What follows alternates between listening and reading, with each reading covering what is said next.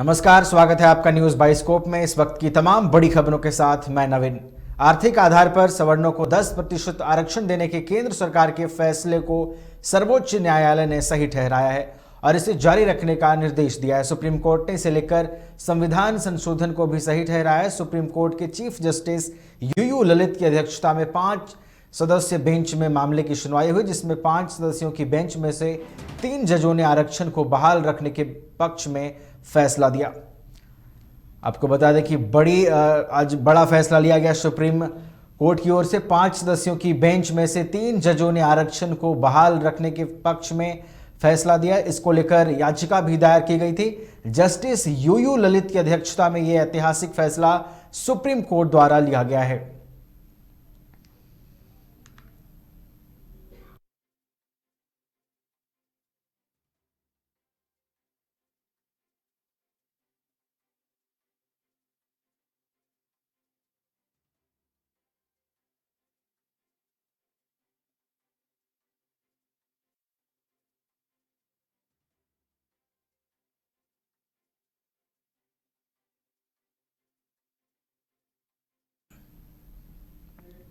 आर्थिक आधार पर आरक्षण को लेकर सुप्रीम कोर्ट के फैसले का पूर्व उप मुख्यमंत्री सुशील कुमार मोदी ने भी स्वागत किया है। उन्होंने सुप्रीम कोर्ट के साथ साथ केंद्र सरकार को भी धन्यवाद दिया है। इस दौरान सुशील कुमार मोदी ने राजद पर हमला बोलते हुए कहा कि दोनों सदनों में राजद ने इस विधेयक का विरोध किया था। अब राजद किस मुंह से बिहार में सवर्णों से वोट मांगेगा।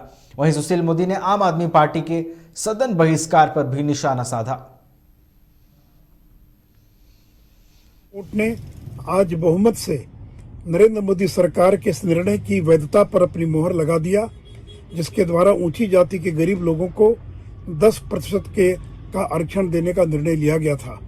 हम इस निर्णय के लिए नरेंद्र मोदी सरकार को धन्यवाद देते हैं। साथ ही साथ बिहार की राष्ट्रीय जनता दल वह ऐसी पार्टी थी जिसने संसद के दोनों सदनों में 103वें संविधान संशोधन विधेयक का विरोध किया था। राष्ट्रीय जनता दल अब किस मुंह से बिहार के अंदर ऊंची जाति के गरीब लोगों से वोट मांगने जाएगी, जिसने कि संसद में इसका विरोध किया था। और आरजेडी के साथ साथ इंडियन यूनियन मुस्लिम लीग और डीएमके, ये 3 ऐसी पार्टियां थी जिन्होंने राज्यसभा और लोकसभा इन दोनों सदनों में ऊंची जाति के गरीब लोगों के आरक्षण के विरोध किया था। और आम आदमी पार्टी ने इस निर्णय के विरोध में सदन का बहिष्कार कर दिया था। अब आरजेडी और आम आदमी पार्टी को, देश की जनता को, ऊंची जाति के गरीबों को इसका जवाब देना पड़ेगा कि इन लोगों ने क्यों इस निर्णय का विरोध किया था। साथ ही साथ मुझे प्रसन्नता है कि सुप्रीम कोर्ट ने साफ कर दिया है कि संसद के इस निर्णय या मोदी सरकार के इस निर्णय के द्वारा संविधान का जो मूलभूत ढांचा है वो कहीं भी प्रभावित नहीं होता है। साथ ही साथ 50% की जो आरक्षण की सीमा थी उसके अतिरिक्त 10% आरक्षण दिए जाने के पक्ष में सुप्रीम कोर्ट ने अपना निर्णय दिया है। तो आज का दिन बड़ा ऐतिहासिक दिन है, क्योंकि सुप्रीम कोर्ट ने नरेंद्र मोदी सरकार के 10% आरक्षण के निर्णय पर अपनी सहमति की मुहर लगा दी है। आर्थिक रूप से कमजोर सवर्णों को 10% आरक्षण पर सुप्रीम कोर्ट के फैसले का बिहार सरकार ने भी स्वागत किया है। बिहार सरकार के वित्त मंत्री विजय चौधरी ने कहा कि इस फैसले से बिहार सरकार के नीति की जीत हुई है। उन्होंने कहा कि आर्थिक रूप से कमजोर वर्गों को सबसे पहले बिहार सरकार ने ही आरक्षण दिया था। तरह से बिहार सरकार के नीतियों की पुष्टि या वो न्यायिक समीक्षा में खड़ी उतरी है। आर्थिक आधार पर भी जो कमजोर लोग हैं, जो आर्थिक रूप से पिछड़े लोग हैं, जिनको EWS कैटेगरी कहते हैं, इकोनॉमिकली वीकर सेक्शन, उनके लिए आरक्षण का प्रावधान की शुरुआत बिहार ने ही की थी। और ख़ास तौर से मुख्यमंत्री नीतीश कुमार जी ने ये एक कैटेगरी, ये एक श्रेणी बनाई थी आरक्षण देने के लिए कि विभिन्न जातियों में जो आर्थिक रूप से पिछड़े हैं उनको हम 10% आरक्षण देंगे। और आज माननीय उच्चतम न्यायालय ने उसे सही कहा है, तो इसका तो सीधा अर्थ निकलता है कि बिहार सरकार की सोच बिल्कुल सही थी। मुख्यमंत्री ने जो ये प्रावधान किया था वो बिल्कुल संवैधानिक और वैधानिक है। तो इसलिए बिहार सरकार के निर्णय की पुष्टि हुई है और बाद में तो केंद्र सरकार ने भी किया था। और अब एक तरह से हम समझते हैं कि इस मामले पर विवाद का पटाक्षेप हो जाना चाहिए। ये तो एक तरह से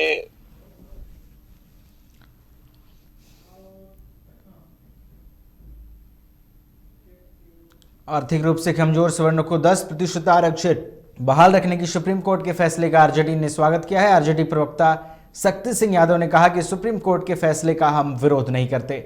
हमारी तो शुरू से यही मांग रही है कि जो लोग आरक्षण के दायरे में छूट गए हैं उन्हें भी आरक्षण मिलना चाहिए। इसके लिए ही हम लोगों ने जातिगत जनगणना की मांग की थी। संवैधानिक पीठ ने फैसला दी है। स्वाभाविक तौर पर जब न्यायिक निर्णय होते हैं तो उस पर तो कोई सवाल होते ही नहीं है।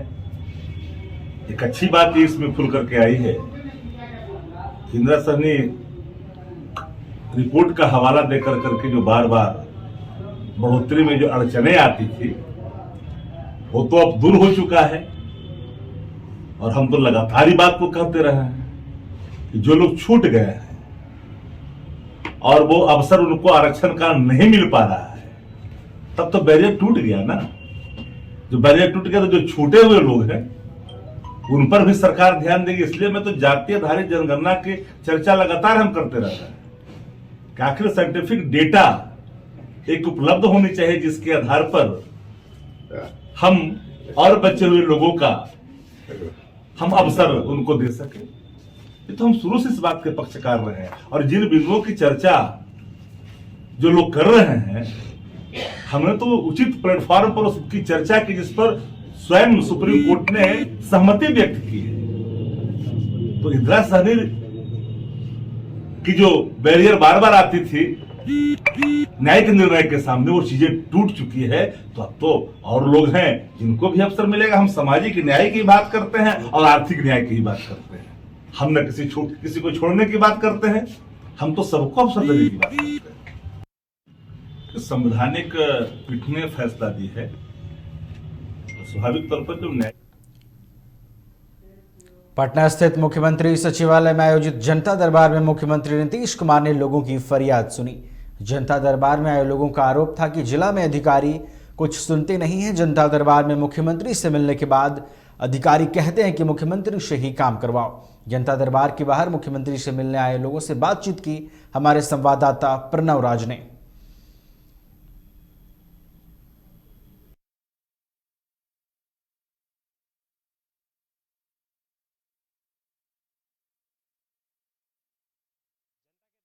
एक बार फिर से मुख्यमंत्री नीतीश कुमार हाजिर हो चुके हैं और लोगों की समस्याओं को सुन रहे हैं। बता दें कि लंबे समय के बाद यानी कि छुट्टी के बाद एक बार फिर से कह सकते हैं कि जनता का दरबार कार्यक्रम का आयोजन हुआ है और काफ़ी सारे अलग अलग तरह के मामले आए हैं। मुख्यमंत्री नीतीश कुमार जनता के दरबार में हाजिर हुए हैं, लोगों की फरियाद सुन रहे हैं। सबसे अधिक जो मामले हैं वो भूमि विवाद से जुड़े आ रहे हैं, गृह विभाग से जुड़े आ रहे हैं। अंदर मुख्यमंत्री नीतीश कुमार फरियाद सुन रहे हैं। बाहर भी देखिए कि काफ़ी संख्या में जो लोग हैं वो यहाँ पर पहुँचे हुए हैं इस आस में कि मुख्यमंत्री से मुलाकात हो जाए, कुछ उनका काम हो जाए। देखिए इधर भी लोग बैठे हुए हैं इंतज़ार में कि उनका कब नंबर आएगा, कब मुलाकात होगी, और इधर भी लोग बैठे हुए हैं। सबसे बड़ी समस्या ये है लोगों की कि अभी भी कई लोगों को जानकारी नहीं है कि ऑनलाइन आवेदन होता है। मुख्यमंत्री नीतीश कुमार से मिलने पहुँचते हैं लेकिन समस्याओं का समाधान नहीं हो पाता। आप भी जनता दरबार में आए हैं? नहीं। चलिए देखिए बहुत सारे लोग हैं यहाँ पर अलग अलग तरह के। क्या आपकी क्या समस्या है? जनता दरबार आए हैं क्या? जी सर। क्यों? श्रीमान जी, हम लोग बिहार में 23 जिला में काम करते हैं। 2009, 2011, 2012, 2013 में गृह मंत्रालय के द्वारा हम लोग को चयन किया गया है और हम लोगों को कार्यकुशल अति सराहनीय रहा। एकाएक अचानक बेस सूचना को हम लोगों को सेवा से हटा दिया गया है। इसके आलोक में हम लोग गृह राज्य मंत्री नित्यानंद राय जी से कितने बार मिले। इसके बाद सीएम साहब से भी मिला गया और बार बार हम लोग मिलने के लिए आ रहे हैं, फिर भी अभी तक से हम समस्या ये है कि बिना कुछ कहे हुए, बिना किसी नोटिस के आप लोगों को हटा दिया गया। जी, तो जी। क्या चाहते हैं, क्या मांग है? हम लोग चाहते हैं सर कि हम लोगों का सेवा विस्तार कर दिया जाए, ताकि हम लोगों को 2018 मार्च का वेतन देकर से अभी तक से पूरे बिहार के विशेष पुलिस अधिकारी एसपीओ का वेतन बंद है, जिसके चलते हमारे एसपीओ के जवान भूखमरी के कगार पर आ गए हैं। आवेदन दिया था आप लोगों ने जनता दरबार के लिए? जी सर, जी सर, जनता दरबार में आवेदन दिया गया है। जनता दरबार में तेजस्वी यादव से भी हम लोग मिले हैं, लेकिन समस्या है कि हम लोगों का जो है सो मैटर सेंट्रल गवर्नमेंट का है। आपकी क्या समस्या है, क्या लेकर पहुंचे? देखिए कि पहले सीओ साहब हम लोग को पर्चा काटने के लिए चकिया मंडल में दे दिए। उसके बाद में एगो हरदेव चौधरी नाम का, इकबाल महतो नाम का आदमी से केस चलता है। हमारे पत्नी को मार के 8 महीने का बच्चा नुकसान कर दिया ऐसे 5 साल पहले। उसके बाद में हम हॉस्पिटल में उजराएगा, उसके बाद हमारा जीसीपी से दरवाजा पड़वा दिया। कहाँ का मामला था आपका? पूर्वी चंपारण, मोतिहारी जिला, थाना कल्याणपुर। आवेदन दिए थे जनता दरबार के लिए? जी दिए हैं, लेकिन नहीं लोग जाने दे रहा है जनता दरबार में। अभी आपकी तारीख नहीं आई है? जी नहीं, और जिला के जो एसपी हैं, डीएम है, वो कुछ नहीं कुछ कर नहीं करते हैं। एसपी साहब का जांच गया था तो थाना वाला हमारा माँ को उल्टे गाली दे रहा था, झाड़ रहा था, तो हड़प लिया है, ये कर लिया, वो कर लिया है। हमारा पक्ष से कुछ कोई नहीं बोलता है सर, कोई सुनवाई नहीं होता। हमारे भैया 7 साल के बाद आए हैं। इलेक्शन में मुखिया जी बोला थे वोट देने के लिए, वही हरदेव चौधरी, इकबाल महतो मिलकर दूसरा गांव में रामधारी दास का मर्डर हुआ था, उसमें हमारा भाई का 2 की केस लाद दिया। उसके बाद में हम लोग हमारा ऊपर लाद दिया अगलगी वाला केस। उसके बाद में नरकटुआ लेकर लाद दिया। नहीं, कुछ सुनवाई नहीं हो रहा है हम लोग। आप देखिए कि हमारा बिल्कुल लोगों का स्पष्ट कहना है कि सुनवाई नहीं हो रही है। एक वृद्ध महिला है, एक बुजुर्ग भी यहाँ पर पहुंचे, उनसे भी बातचीत करने की कोशिश करेंगे कि क्यों आई हैं यहाँ पर। हरदेव चौधरी, इकबाल महतो, जगन्नाथ महतो, किशोर महतो। काहे लाइल बानी, ये बताई काहे लाइल बानी? हमारे बानी अथी से नीतीश कुमार से मिले। का समस्या बा? समस्या ये बा जे घर पर नोटिस भेजोले बा, हरदेव चौधरी। तो जिला में कोई सुनवाई नहीं के हो? ना, सब के यहाँ जाके लड़का हमरा से चला। लोग काफी परेशान हैं। एक यहाँ भी व्यक्ति हैं और इन्होंने लगाया हुआ है कि नीतीश कुमार से पहले भी मिल चुके हैं, लेकिन कोई सुनवाई नहीं हुई है। क्या चाहते हैं आप? तो पहले भी मिल चुके हैं जनता दरबार में, लेकिन इसके बावजूद सुनवाई नहीं हुई। अब क्या चाहते हैं? हम चाहते हैं हमारा जमीन अतिक्रमण मुक्त करवाया जाए, और 2 कट्ठा जमीन हमारा कब्जा किया गया है, वो अतिक्रमण जल्द से जल्द मुक्त करवाया जाए। तो आपने तो मुख्यमंत्री से मुलाकात भी कर ली, जनता दरबार भी गए थे आप? जनता दरबार में गए थे, लेकिन कोई समस्या का निदान नहीं होता है। नीचे अधिकारी कहते हैं मुख्यमंत्री से चला गया है मिलने के लिए, जाओ मुख्यमंत्री से मिलने के लिए, जाओ वहीं तुम्हारा समस्या का निदान। आप क्या चाहते हैं? हम चाहते हैं कि मुख्यमंत्री साहब में अगर हिम्मत है तो हमारा समस्या का निदान करवाइए, नहीं तो कुर्सी त्याग दीजिए। क्या फायदा है आपको बैठने का, जनता दरबार लगाने का? हम लोग बार बार, हमारे समस्या का निदान हो गया होता तो हम बार बार यहाँ पे आते। कोई किसी समस्याएं काफी बढ़ी हुई है लोगों की। इनका स्पष्ट कहना है कि ये पहले भी जनता दरबार में गए थे, मुख्यमंत्री से इन्होंने मुलाकात भी की थी, लेकिन इसके बावजूद इनकी सुनवाई नहीं हो रही। अब अधिकारी ये कहते हैं कि आपने मुख्यमंत्री से बात की है तो उन्हीं से जाकर अपने समस्याओं का समाधान कराएं। तो समस्याएं अनेक है, समाधान नहीं हो रहा।